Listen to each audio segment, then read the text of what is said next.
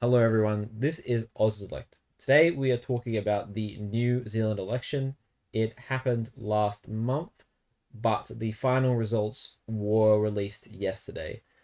This is a bit of a departure from this channel. I know I'm called AussieSelect, but I thought I would touch on some politics across the pond. Sorry if I sound a little bit deflated at the moment. I actually recorded this yesterday, but the audio screwed up for absolutely no reason, so I'm just basically going through the same thing again. So the final results have shown, after the special votes were added, which were about 20% of the votes, the final results have shown that the National Party are down 2 seats from the preliminary result, which is pretty big, which I'll explain why in a second. And then we have the Green Party up 1, the ACT Party, Labour on the same, and Maori up 2, and the amount of seats in Parliament increased from 121 to 122 with a 2-seat overhang, which will explain the reason for that later. What this will mean is that the National Party will need both ACT and New Zealand First to secure a ruling majority, just as this article says. Beforehand, ACT and National had 61 seats together, and the Parliament was 121 seats, which meant that they had a majority, and this would have also been increased after the by-election, which is coming up later this month, which National Party should win, which would have given them 62 out of 121 seats. So it looks like together, National and ACT will have 60 seats out of 123 seats, and they will therefore need New Zealand First to secure a majority. They could technically have a majority with the Maori Party, but I don't think that's going to happen because last time that happened, the Maori Party really regretted being in a coalition with the Nationals.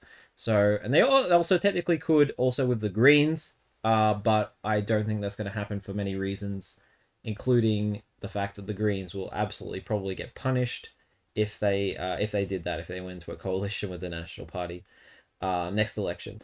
Right. So, basically, many political commentators believe that it is going to be quite a difficult government for the ACT Party, and the National Party, of course.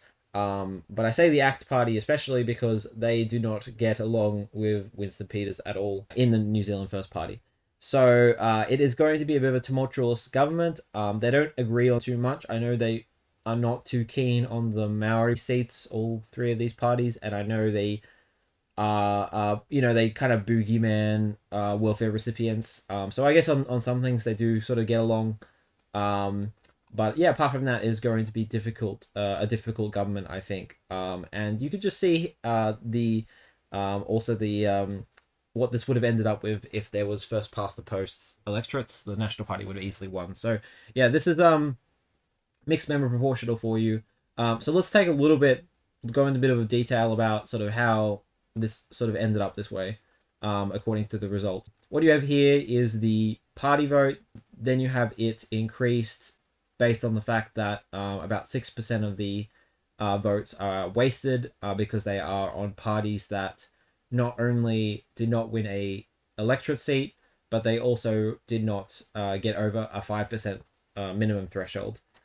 So if you remove those parties, you increase the primary votes to what it would be if it was just these parties that could be voted for, and then it's worked out how many seats each party is entitled for, and then it's worked out how many electorates are won, and then if there's any extra sort of electorates won, then that goes to those parties, and then there's like an extra like overhang of seats. What made this one a little bit interesting, this election a little bit interesting, is that a candidate died during the election, and that is what is causing the by-election later this month. They still worked out the party seat entitlement based on 120 seats, even though there was one less electorate seat. So this, yeah, basically means that there's going to be an extra overhang seat, which is why we will get to 123 seats. So that by-election coming up is this by-election, which the National Party should win. The National Party won last time this electorate, and it's the Labour Party are not contesting, ACT are not contesting, the Greens are not contesting, the Opportunities Party are not contesting. So yeah, this should be an easy win for the National Party, which will put them up to 49 seats. The Opportunities Party was the party that got 2.22%, and they were looking to win the seat of Elam. If we go down here, this was the party leader was going up for this seat, but they did not win it by quite a bit. If there was preferential voting like in Australia, maybe they could have won the seat, but they did not win the seat. And if they did win this seat, it would have entitled them to a full amount of seats in Parliament based on their total party vote across the country. So they would have gotten 3 seats, and I actually did some calculations about what the Parliament would look like after the by-elections coming up. And it actually would have meant that the National Party Act and the Opportunities Party could have also formed a government as well. So it would have actually they would have won 62 seats. The National Party would have lost 1, Labour Party would have lost 1, and the Greens would have lost 1, and Opportunities Party would have won 3. So they would have had barely enough for a majority. And in New Zealand, there's no issue with like the Speaker Denison's rule, where like the Speaker casts a casting vote and breaks ties or anything like that. The Speaker just votes. So there would have been no issue with passing sort of legislation and stuff if the government was all cooperative with each other. So this could have been an option. And I saw a couple of comments, people talking about like the idea that the National Party should have just dropped out in the seat, endorsed the Opportunities Party leader, and then just said, vote National in the party vote, but vote Opportunities for the electorate, and that would have given them an extra coalition partner option, basically. So if New Zealand First was being annoying, they can go to the Opportunities Party or vice versa. So yeah, this actually might have been a good strategy for them. It's sort of like this weird MMP thing. It's a very strange electoral system, and I will make a video talking about why I don't really like it. But it's still better than like the UK and Canada first past the post crap. But it does have some weird oddities to it, and this is one of them, where there's like some strategy about like dropping out to let people win seats and stuff like that. So yeah, the Opportunities Party are probably pretty disappointed with this result. They tried pretty hard to get actually into Parliament. They haven't had not too much success over the last couple of elections. They actually scored less than they did the first time they ran, but they got a little bit of a boost from back in 2020 when there was Jacinda Mania and all that crap. So yeah, it's very interesting that the Labour Party have been removed from office. I can't say that I'm too familiar with New Zealand politics and as to why this has happened.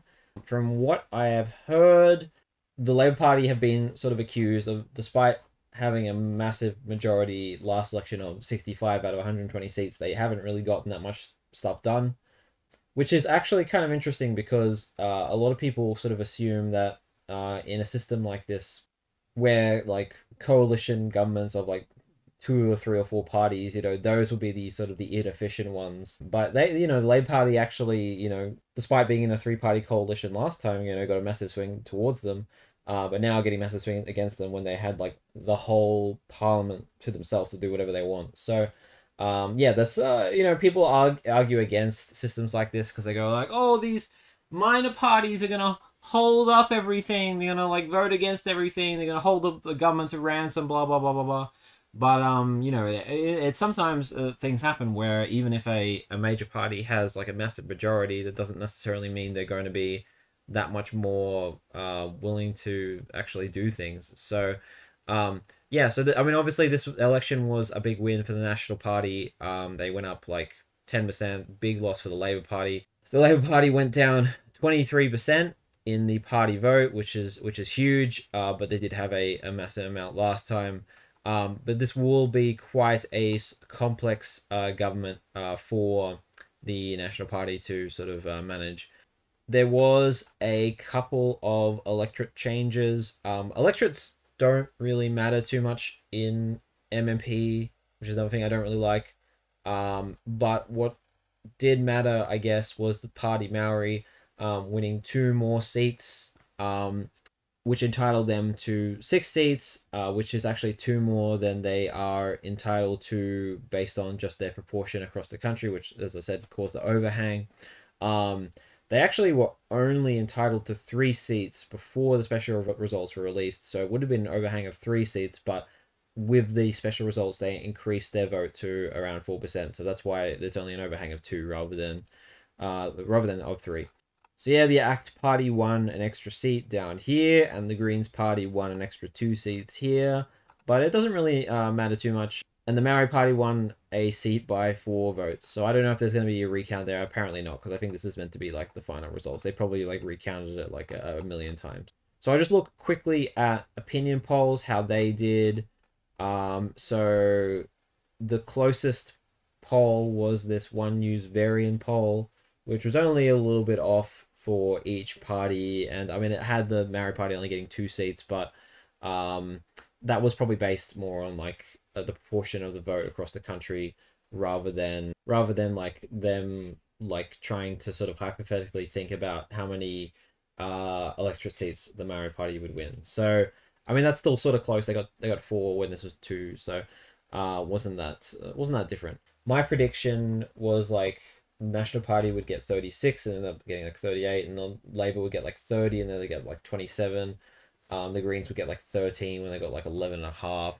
ACT and New Zealand First, I think, were pretty spot on.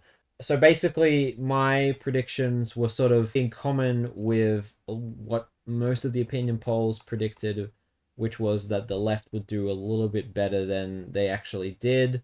The only poll that really sort of was, once again, was sort of more accurate was this One News Varian poll, which was actually the last poll released. But it still overrepresented the Greens by a couple of percentage points, and I guess it underestimated Maori by a little bit as well.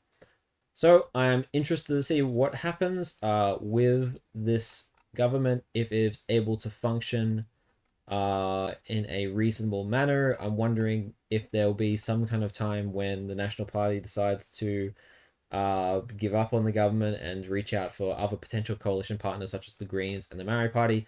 I highly doubt that's going to happen. I very, very don't think that is going to happen. I think it's more likely they'll just call another election. But that will also be based on what the opinion polls are on. So we'll see. Maybe it will be a very functional government. All right. I think I've said pretty much all I needed to say. Thank you for watching, everybody. Next video that will be on Australian politics, as I said, will be on the Queensland election coming up next year.